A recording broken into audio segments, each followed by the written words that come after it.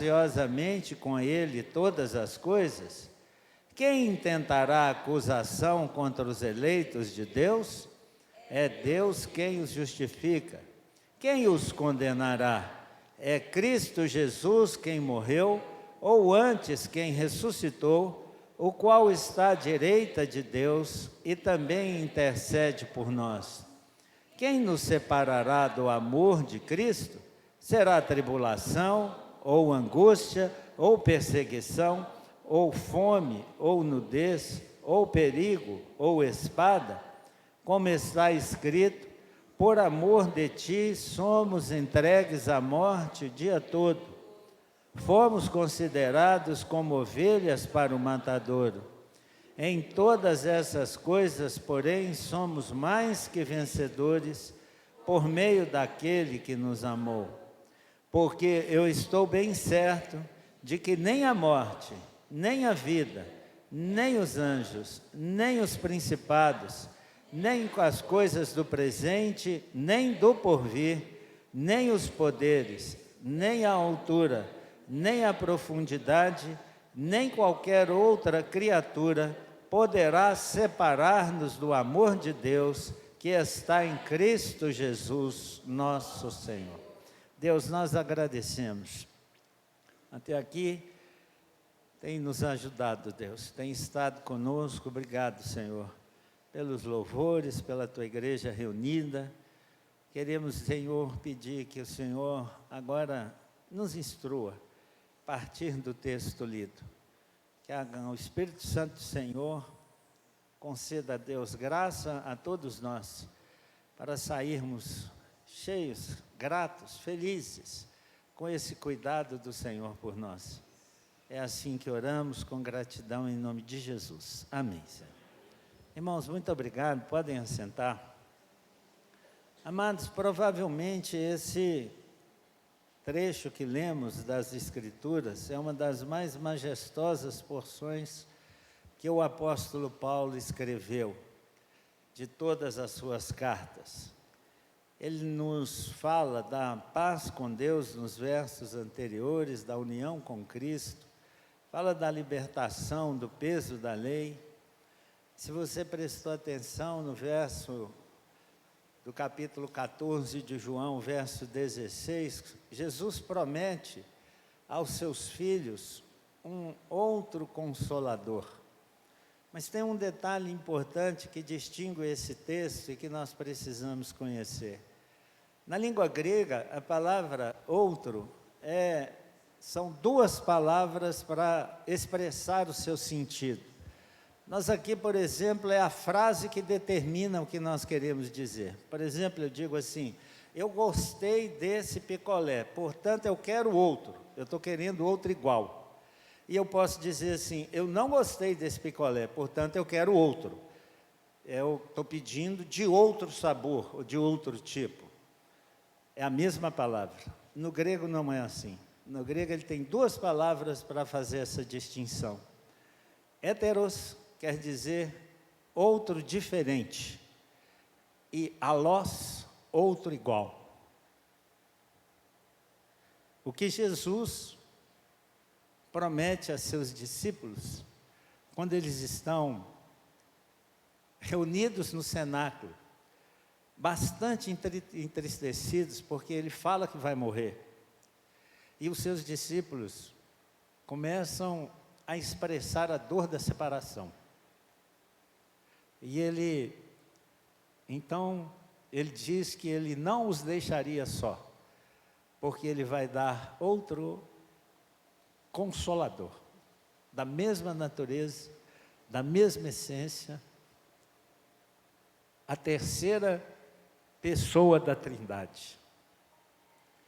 E é isso que me emociona, irmãos, quando nós lemos e compreendemos esse amor de Deus pelos seus filhos. Quando ele expressa isso com essa clareza, e aqui Paulo então, ele começa o texto explicando exatamente essas coisas a nós, dizendo que o Espírito Santo, ele nos assiste, esse outro Consolador, Ele nos assiste nas nossas fraquezas. Irmão, você nunca está só. Nunca, jamais. Imagine que você foi abandonado. Nunca, jamais. O Espírito Santo de Deus, se você é um crente em Cristo Jesus, Ele está lhe assistindo. Por nós mesmos, irmãos, as nossas orações, de fato, não chegariam nunca ao trono da graça de Deus. Mas Ele intercede por nós. Jesus Cristo morreu, Ele deu acesso ao trono da graça de Deus. E não só isso, Ele nos deu o Espírito Santo, que Ele conduz as nossas orações e coloca diante de Deus exatamente no sentido que talvez nós não soubemos expressar em palavras. São os dois advogados que nós temos. Agora mesmo o presbítero Alessandro falou de um, que o Senhor está à direita do Senhor, Deus, onde Ele intercede, advoga por nós. E no texto aqui de João 14:16, ele fala desse Consolador, a fim de que Ele esteja para sempre conosco. Então, querido, seja qual for a situação que você esteja passando, não despreze isso. Você tem um intercessor, um consolador, um advogado que leva as suas causas, as suas petições até o trono da graça de Deus. 3 coisas são muito importantes nessa intercessão. Uma é que Ele sempre nos ouve. Nunca, jamais Deus deixará de ouvir uma das nossas orações. Nunca, nunca, nunca aceite alguma sugestão do inimigo de que a sua oração não foi ouvida. Ela foi. Porque isso é uma garantia que a Bíblia nos dá. Deus ouve a nossa oração. A segunda coisa maravilhosa é que Ele nos dará aquilo sempre do que nós precisamos. Nunca deixará de dar, nunca. A palavra do Senhor promete que Ele suprirá as nossas necessidades, talvez não as vaidades, mas as necessidades sempre o Senhor estará suprindo para você. E a terceira coisa maravilhosa é que muito do que nós pedimos, irmãos, não é bom para nós, né? Porque nós não sabemos orar como convém. E por isso o Senhor não dá, porque não é bom para nós. É como uma criança que pede ao pai uma faca para brincar. O pai não vai dar, porque não é bom. É a mesma coisa, Deus, Ele age conosco.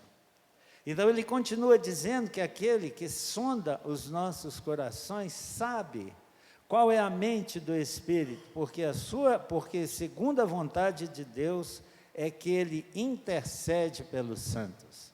Então imagina, querido, você tem permanentemente à disposição um intercessor que está bem ao lado do trono da graça de Deus e que mora com você dentro do seu coração, caso você seja um Cristo em Jesus, um salvo em Cristo Jesus. Então, por mais, irmãos, que pareça arrogância, eu preciso dizer, isso não é para todos. Eu sinto muito se você não é ainda um crente em Cristo Jesus, mas você não desfruta disso. A Bíblia é quem garante isso, é que Ele intercede pelos santos, pelas aquelas pessoas que já se arrependeram, que já entregaram as suas vidas a Cristo e que agora desfrutam dessa graça. São por essas pessoas que esse Espírito Santo então intercede. E é por isso que Ele pode dizer com convicção, Ele diz, sabemos, e Ele espera que você saiba também. Sabemos que todas as coisas cooperam para o bem daqueles que amam a Deus. É tão difícil, né, irmãos, em alguns momentos da nossa vida, a gente fazer essa confissão, mas isso, amado, é expressar confiança em Deus, é expressar confiança na sua soberania, é crer nas promessas do Senhor, de que nem um fio de cabelo cai na nossa cabeça, sem que fosse a vontade do Senhor. É assim então que nós confessamos que nós somos crentes. As coisas acontecem fora da nossa vontade com absoluta certeza. Mas veja, sabemos, temos convicção que todas as coisas cooperam para o bem daqueles que amam a Deus. Quem são esses? Daqueles que são chamados segundo um propósito de Deus. Então, se você tem essa convicção, querido, de que você é um crente em Cristo Jesus, que você já fez uma decisão em Jesus, pode ter essa certeza. As coisas ruins acontecerão? Absoluta convicção que sim. Mas todas elas, de alguma forma, estão cooperando para o seu bem. E diz João lá na sua primeira carta, é nisto que consiste o amor, não em que nós amemos ao Senhor, mas porque Ele nos amou primeiro, porque Ele nos escolheu, e é o que Ele completa agora nos versos 29 e 30. Porquanto aos que de antemão conheceu, também os predestinou para serem conformes à imagem do seu Filho.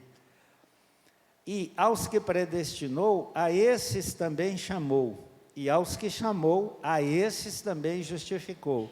E aos que justificou, a esses também glorificou. Querido, Deus não usou de presciência. Ele não sabia que você entregaria a sua vida a Jesus. Ele te predestinou para isso.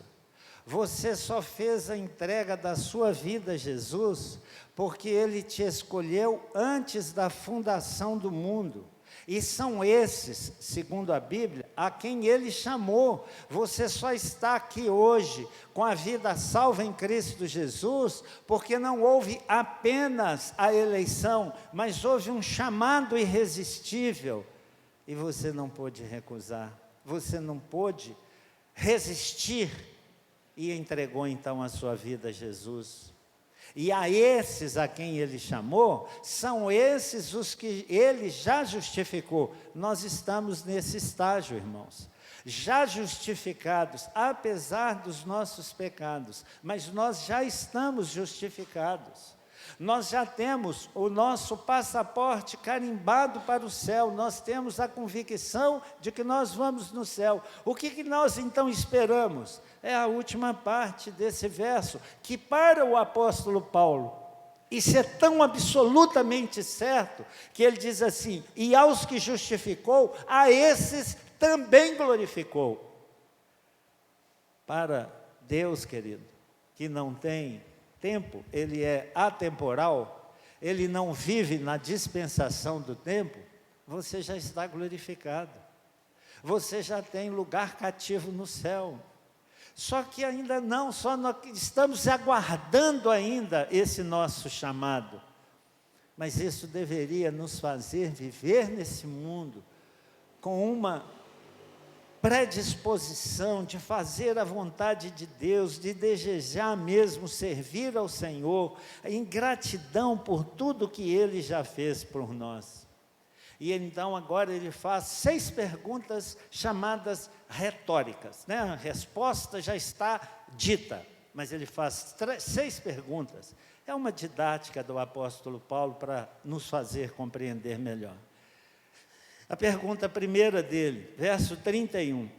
Que diremos, pois? O que você diz diante dessas coisas, meus irmãos?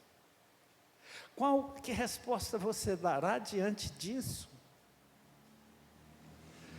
Deus não olhou para o seu estado de pecado, nem para o meu estado de pecado. A graça dele, Ele olhou a graça dele, e a graça dele nos alcançou e nos salvou. Independente das nossas ações. Nos deu o Espírito Santo, um intercessor, que vem morar no nosso coração. Ele está à destra de Deus, advogando as nossas causas. Paulo então pergunta, que diremos, pois, à vista dessas coisas? O que nós temeremos, irmãos? Se Deus é por nós, quem será contra nós? Quem será contra nós? Essa é a primeira pergunta retórica. Não importa quem seja contra nós, essa é a resposta. Não faz diferença quem seja contra nós, porque Ele é o Deus Todo-Poderoso, é o Senhor, que governa tudo e todos. E Ele é por nós, não pelos nossos méritos, mas baseado na sua misericórdia, no seu amor. Que diremos, pois, irmãos, à vista dessas coisas?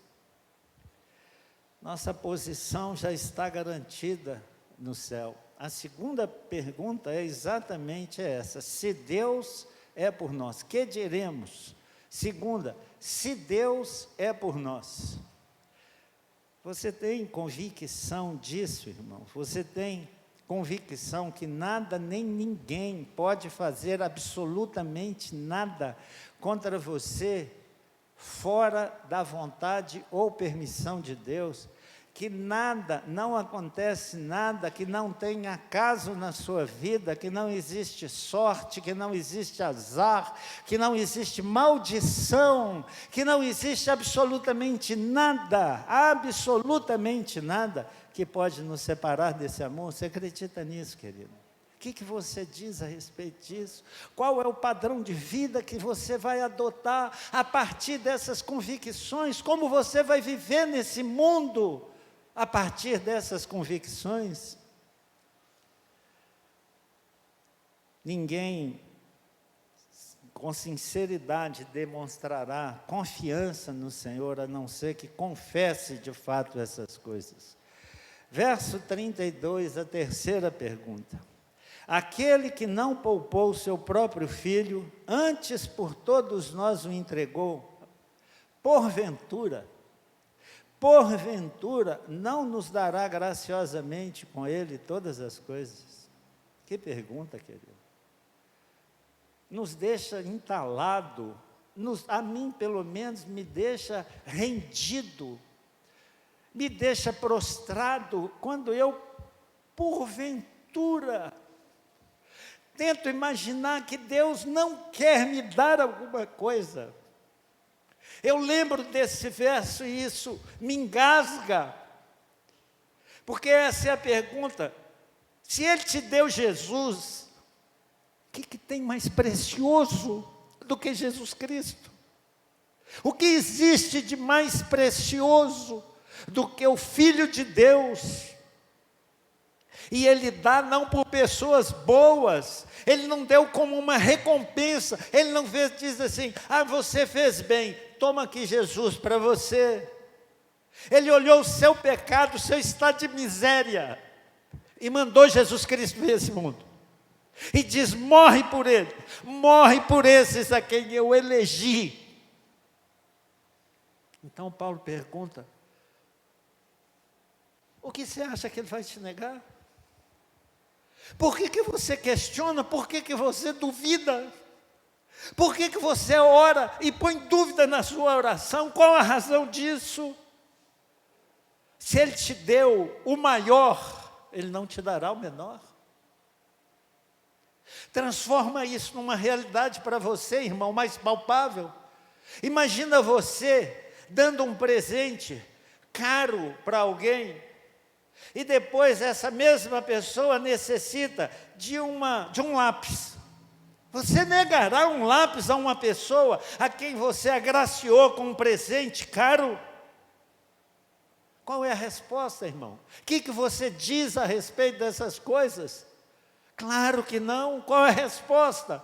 Claro que não. Lógico que não.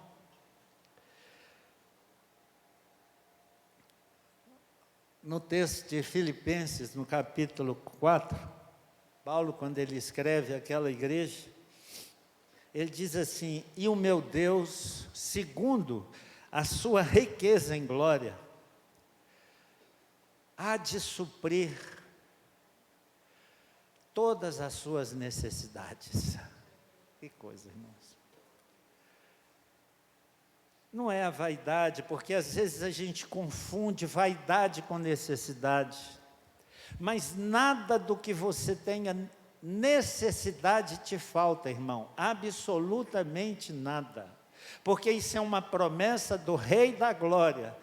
O meu Deus, segundo a sua riqueza em glória, há de suprir todas as suas necessidades em Cristo Jesus, nosso Senhor. Ele é fiel, Ele vai sempre fazer isso. Se Deus, irmãos, desejasse o nosso mal, bastava Ele não mandar Jesus Cristo a esse mundo, única e exclusivamente isso. Ele não precisava fazer nenhum mal para você nem para mim. Ele não mandaria Jesus Cristo a esse mundo. E qual seria a consequência disso? Todos nós estaríamos no inferno. Mas Ele demonstrou o seu amor, dando o seu único filho por nós. A palavra do Senhor, no livro de Atos, capítulo 22, verso 23, está assim: sendo entregue pelo determinado desígnio de Deus, vós o matastes crucificando-o por mãos iníquas.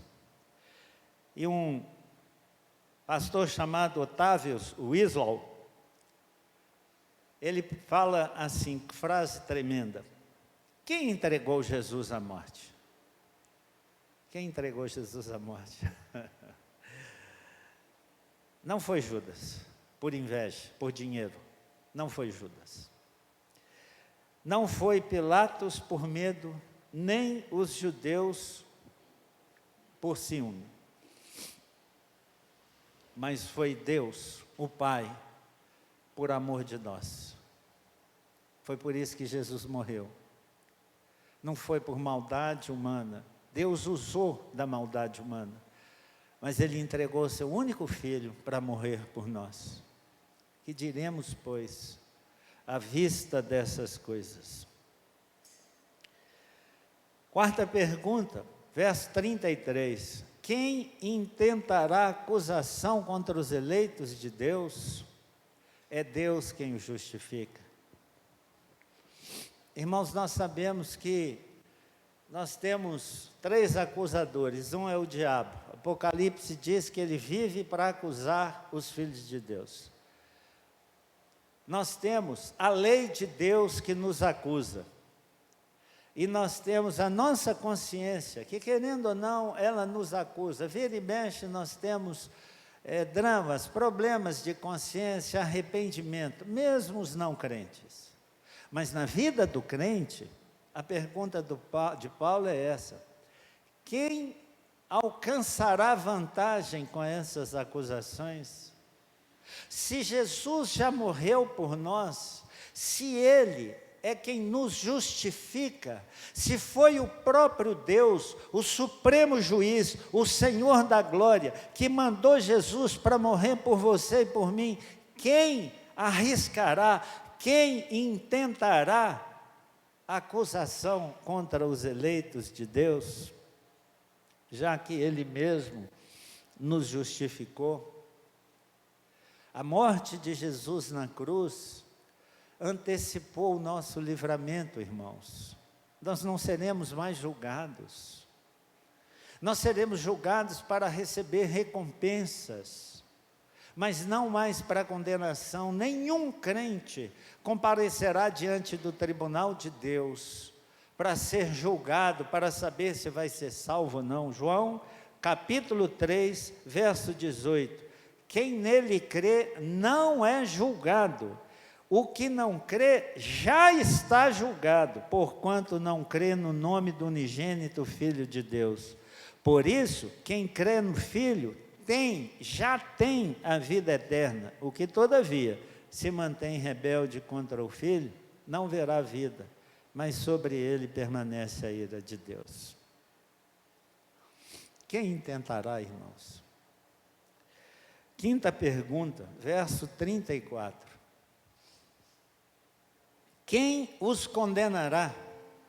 Quem condenará um crente? É Cristo Jesus quem morreu, ou antes, quem ressuscitou. Lembra da parte da manhã, da exposição que fizemos do livro de Coríntios? Não é a morte de Cristo que nos justificou, mas a sua ressurreição. Quem nos condenará? É Cristo Jesus que morreu, ou antes, quem ressuscitou, o qual está à direita de Deus e também intercede por nós. Naquele dia, irmãos, naquele glorioso dia em que Jesus voltar, todos os crentes estarão à direita de Deus. E ouviremos do Senhor: entra para o descanso que te está preparado. Entra. Não tem julgamento, querido. Nós já fomos salvos. Nós já temos a vida eterna. Que grande privilégio, querido. Que grande privilégio. A ressurreição de Cristo nos garantiu isso. A sexta e última pergunta: quem nos separará? É a conclusão lógica de todo esse discurso do apóstolo Paulo. Quem nos separará do amor de Cristo? Será tribulação, ou angústia, ou perseguição, ou fome, ou nudez, ou perigo, ou espada? Preste atenção, amado. Nós passamos por tudo isso. Passamos por perseguição, por desprezo. Muitos crentes estão morrendo, entregando a sua vida pelo nome de Jesus. Ainda até hoje isso acontece. Muitos crentes têm passado fome. Missionários que são enviados aos campos missionários estão passando fome com as suas famílias. Mas eles não abandonam, eles não desistem. Não é perseguição. Portanto, querido, quando você ouvir que alguém que estava na igreja com você e dizer assim: ele saiu porque estava muito duro para ele, coloque uma interrogação nisso. Porque segundo a palavra de Deus, Ele nos sustenta nessa hora. Quem nos separará? Quem vai impedir um crente de ir para o céu? No livro de Hebreus, no final do capítulo 10, o Senhor pergunta: quem vai desistir? E o autor diz assim: nós não somos dos que desistem. E ele mostra no capítulo 11, pessoas que foram mortas, que experimentaram terríveis condenações, unicamente porque são crentes, ou foram crentes aqui nesse mundo. Quem nos separará? Como está escrito, verso 36, por amor de ti somos entregues à morte o dia todo, fomos considerados como ovelhas para o matador. Paulo está citando o Salmo 44. O povo de Deus estava sendo perseguido pelo rei Antíoco, e eles eram fiéis, e eles não compreendiam por que, sendo fiel, passavam por tanta perseguição. Mas nem isso, irmãos, nem isso afastou o povo do Senhor da sua graça, não fez com que eles desistissem. Por quê? Porque em todas essas coisas, verso 37, somos mais do que vencedores. Irmão, ponha isso na sua cabeça: todo dia você vai lutar, mas todo dia você vai vencer em Cristo Jesus, todos os dias. Não tem luta que você perca. Não considere essas coisas terrenas, porque você não conseguiu comprar isso, porque você não conseguiu o emprego que você queria, porque você não conseguiu aquilo. Não é disso que está falando. A luta que o diabo está travando conosco é tentando nos levar para o inferno. Mas a garantia é essa: somos mais do que vencedores. Nunca você será vencido. Não por você, não pela sua força, não pela sua capacidade, pelo seu conhecimento bíblico, nada disso, mas pela graça de Deus que está presente na sua vida, e Ele não permite que nós sejamos vencidos. O crente de verdade, ele está com a vida garantida no céu. Mais uma vez, citando o livro de Filipenses, no capítulo 1, no verso 6, Paulo diz assim: eu estou plenamente certo de que aquele que começou boa obra em vós, completa para mim? Glórias a Deus. Há de completá-la. Eu estou convicto.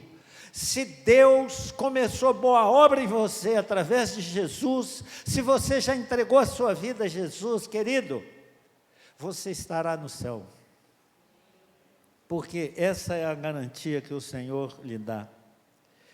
E os 2 últimos versos: porque eu estou bem certo, mais uma vez, diz o apóstolo Paulo, de que nem a morte, nem a vida, nem anjos, nem principados, nem coisas do presente, nem do porvir, nem poderes, nem altura, nem profundidade, nem qualquer outra criatura poderá separar-nos do amor de Deus que está em Cristo Jesus, nosso Senhor. Nada, querido. O que você diz a respeito dessas coisas? Que diremos, pois? É a pergunta dele. Que diremos, pois, à vista dessas coisas? Se Deus é por nós, quem será contra nós? 3 aplicações e nós encerramos, irmãos. O que nós precisamos decidir nessa nossa vida terrena é se nós queremos ser vencedores ou bem-sucedidos. Isso é que distingue às vezes as pessoas. Jesus conta que um homem um dia trabalhou muito, ele era um empreendedor. Ele era uma pessoa que sabia muito bem fazer planejamentos. Ele viu que ele teria uma colheita superabundante e ele falou: eu não tenho celeiros para comportar toda essa produção, mas eu já sei o que eu vou fazer. Não me falta inteligência para isso. Eu vou destruir os meus celeiros e vou fazer maiores. Tem algum pecado nisso, irmãos? Jesus falou que esse homem é um crápula. Jesus falou que ele é um idólatra. Jesus falou que ele é um blasfemo. Ele falou alguma coisa disso? Ele só não dava importância para Deus. Mas ele era muito bem sucedido. Nós chamaríamos essa pessoa de um empreendedor. Qual foi a palavra que Jesus disse para ele? Louco. O que você quer ser, amado? Você quer ser um vencedor ou quer ser um bem-sucedido? Louco. Essa noite te pedirão a tua alma, e o que você tem, o que vai ser? Porque o que você tem, querido, exceto Jesus, não te dá acesso ao céu. Boas obras não te dão acesso ao céu. Coisas boas que você fez, donativos que você deu, socorro que você deu às pessoas, nada disso te dá acesso ao céu, a não ser Jesus. É por Ele que nós somos mais do que vencedores. O que você quer ser? Que diremos, pois, à vista dessas coisas? Seremos vencedores ou bem-sucedidos?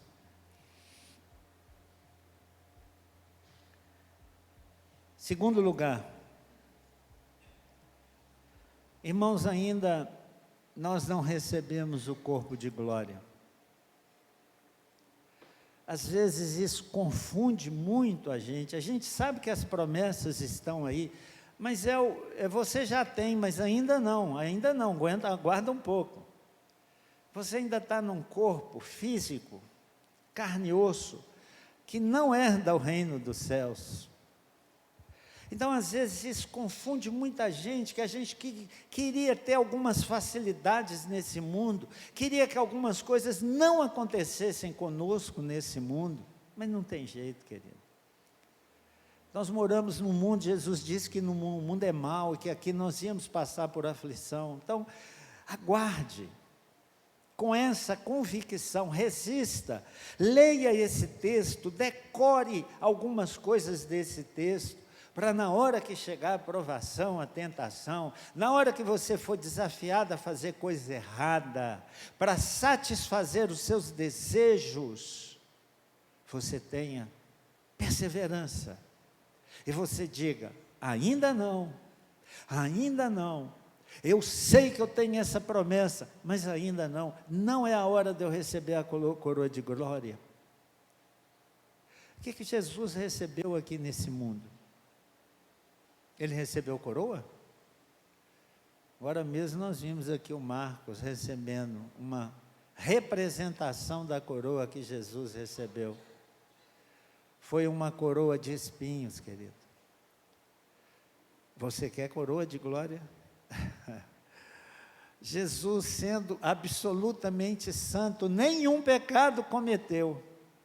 Ele recebeu uma coroa de espinho. E você quer receber coroa aqui na terra? Aguarde, querido. Não é hora ainda. Não é momento. Mas ela está guardada. Jesus disse, eis que venho sem demora, e comigo trago o teu galardão. Paulo diz, eu sei em quem tenho crido, e estou bem certo, estou convicto, que a minha coroa está guardada. A sua também, querido. Mas ainda não. Terceira e última aplicação. Você toma uma decisão, você precisa tomar uma decisão. No livro de Deuteronômio, o Senhor disse assim ao seu povo, eis que eu coloco diante de você a bênção e a maldição. Mas ele diz assim, escolhe a bênção para que você viva. A decisão é sua, querido. Se você é um desses que Deus elegeu, você não voltará atrás, acredite nisso de todo o coração. E pode ser que hoje você esteja sendo despertado para essa realidade. E quem sabe até aqui estava até falhando, estava até cedendo. Mas um eleito de Deus não vai fazer isso, querido. Um filho de Deus, ele vai ser resistente.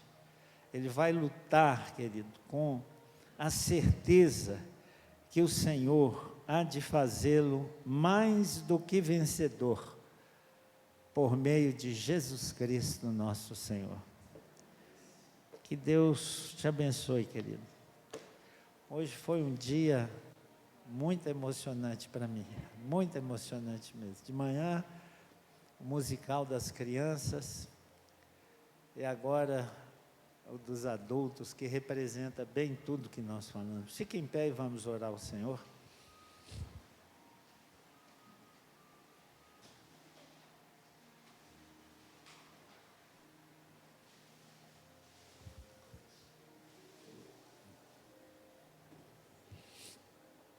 Ó Deus, certamente o Senhor já acolheu a resposta de todos nós a essas perguntas. Que diremos, pois, à vista dessas coisas? Tudo o Senhor já proveu para nós. Nada, absolutamente nada foi esquecido. Tudo o que precisamos nós temos. Tudo o que é necessário para resistirmos às tentações desse mundo, já recebemos das suas dadivosas mãos. Obrigado, Senhor, obrigado por esse cuidado para com seu povo. O Senhor ressuscitou e por isso nós podemos crer. Ajuda-nos, Senhor, fortalece a tua igreja, fortalece os teus filhos, Senhor. É a nossa oração, Pai, com gratidão, em nome de Jesus. Que a graça e a paz de nosso Senhor e Salvador, Jesus Cristo, o amor de Deus, o nosso eterno e soberano Pai, o poder, a comunhão e as consolações do Santo e Divino Espírito, seja sobre vós, irmãos, e sobre todo o povo eleito de Deus, hoje e sempre. Amém.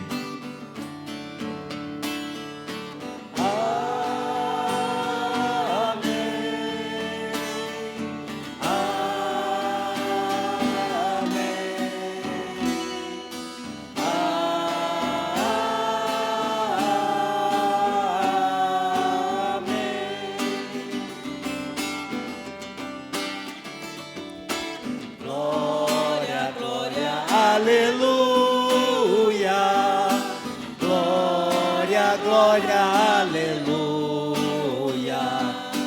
glória, glória, aleluia, vencendo, vem Jesus. Amém. Você pode assentar, querido, só um instantinho. Irmãos, volta tudo à condição normal, tá? Os nossos cultos, quinta, sábado, domingo, volta à escola dominical, todas as práticas nossas habituais a partir desta semana, né? Terminada a Semana Santa. Mas foi muito bom. Distribuímos 1000 folhetos, irmãos, na praça, na sexta-feira. Louvado seja Deus, com a encenação lá dos jovens, foi muito bacana.